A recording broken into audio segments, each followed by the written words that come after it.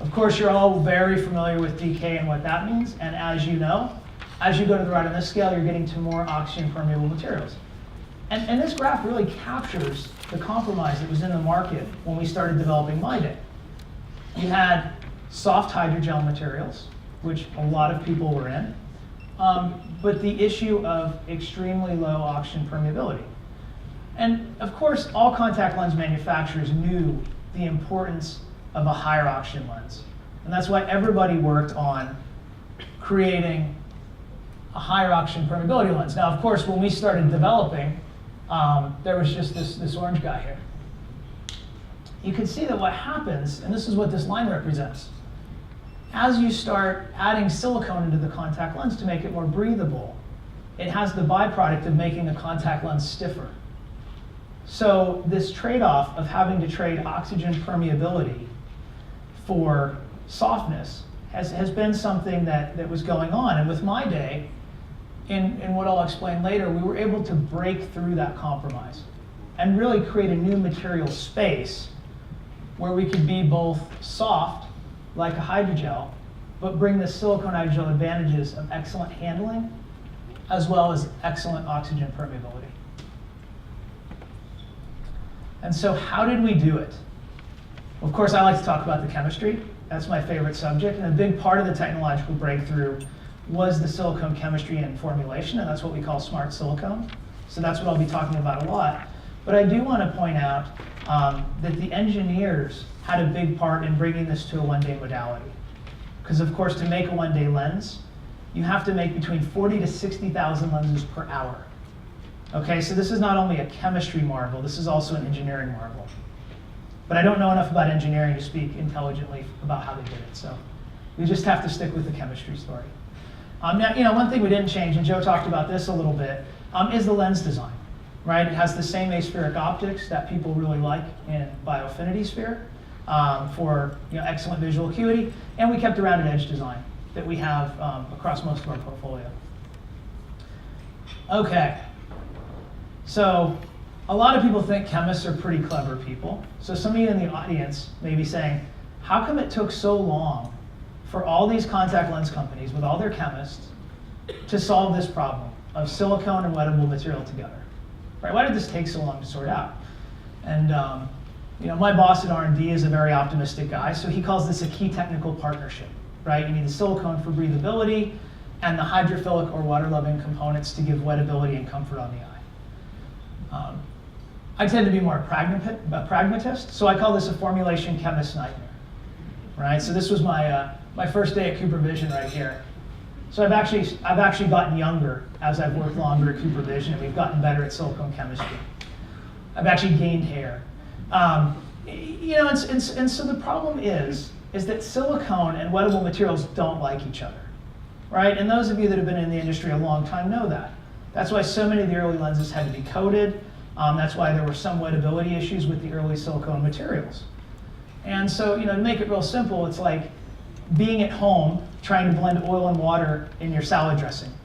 It's not going to work, right? Now, in a contact lens, that's going to give you this. And so obviously, all contact lens manufacturers have found a solution to this problem, because you don't get contact lenses that look like this, right? So everyone's found a solution. With our solution, we took a little different approach. So we actually started from the very beginning, because we can make our own building blocks, and we blended together the water-loving hydrophilic material and the silicone that we needed for oxygen transmissibility at the molecular level. And so I'll go through that in a little more detail. Okay, so you can see that those magical red letters have appeared again. So, there were really three key features of smart silicone chemistry that allowed us to have this technological breakthrough. And the first is starting with a long silicone chain. And we found out through our research that this is quite important because it gives you extremely efficient oxygen transmissibility. So this is part of what makes smart silicone chemistry smart. The idea that you can use less silicon, but still get excellent oxygen transfer through the contact lens. Now, what we did that was unique is onto this long silicone chain, we actually chemically stitched water-loving groups onto that backbone.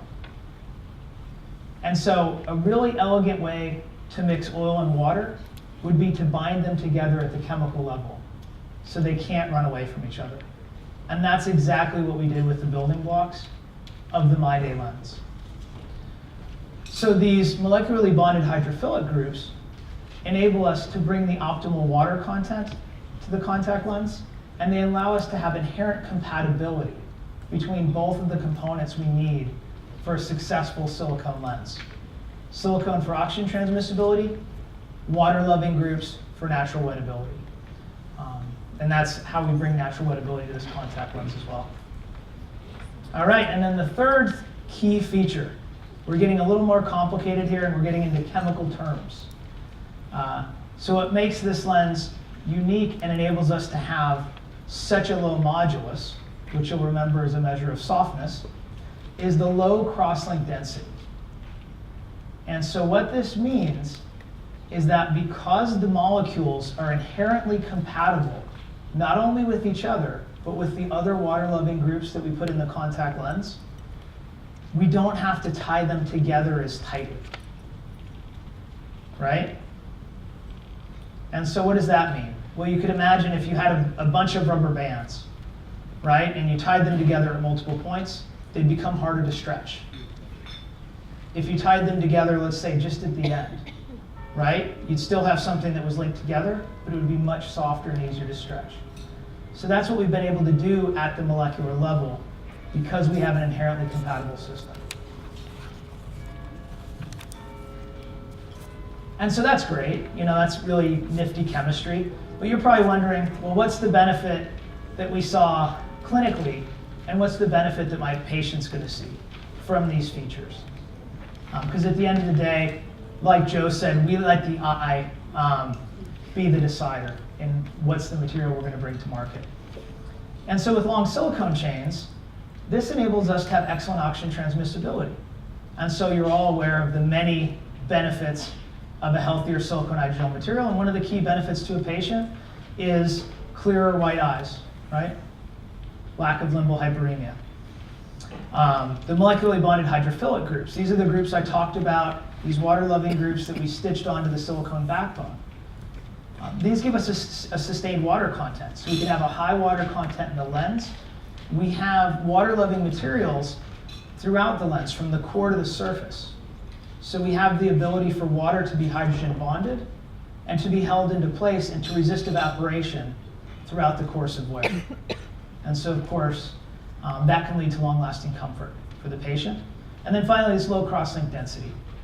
It gives a more flexible lens, and it's our softest ever silicone hydrogel daily disposable. And from a chemistry perspective, remember, we were trying to make it easy for patients to move from the hydrogel lenses that felt soft on their eyes to something that was a healthier alternative.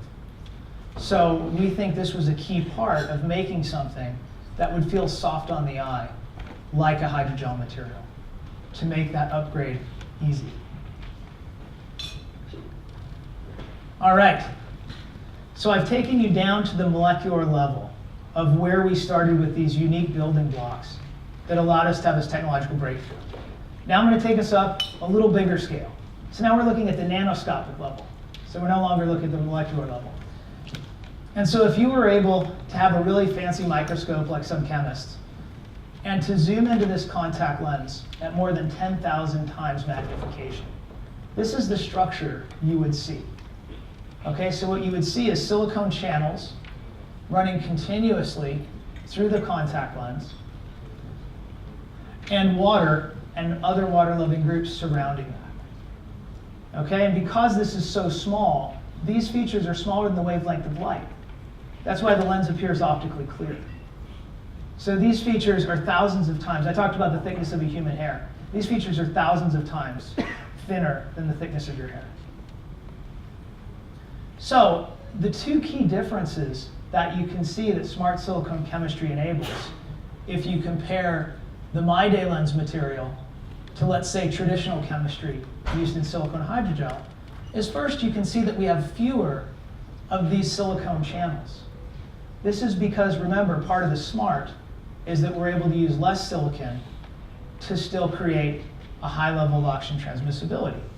And what that does in turn is it leaves more room in the contact lens formulation to add these water-loving hydrophilic groups, right, that give natural wettability, that give a high water content, that give maintained moisture throughout the day. And in fact, the chemistry is so efficient that we actually only need 4.4% of silicon to achieve excellent oxygen transmissibility. And I'll talk a little bit about how that compares with other lenses in a bit. So you might ask, well, how in the world could they possibly measure that? Is this just something that someone drew up in a marketing room, somewhere and said, this looks good, let's use this? But, I'm going to show you something, but I know I don't need to because I've been told that chemists are one of the most trustworthy professions, actually just second to optometrists. So I know I have a high level of credibility entering this room. But I know also this is a technical audience that really likes to learn new things and see new types of measurements. So this is an artist's impression of reality. And of course, reality is always uglier than the pictures we draw about it. So these are the actual measurements that were done to look at this, what they call a bicontinuous structure. And so this is really cool. So because these features are so small, you can't use a normal light microscope to look at them. You actually have to use an electron microscope. And that enables you to see features that are thousands of times smaller than the human hair and smaller than the wavelength of light itself. And so what we do is we're able to create these two-dimensional images which look at both the phases of the material, the silicone material, which is represented as the light structures, and then the water-loving hydrophilic materials, which are represented as dark. That's the contrast you get from this electron microscope.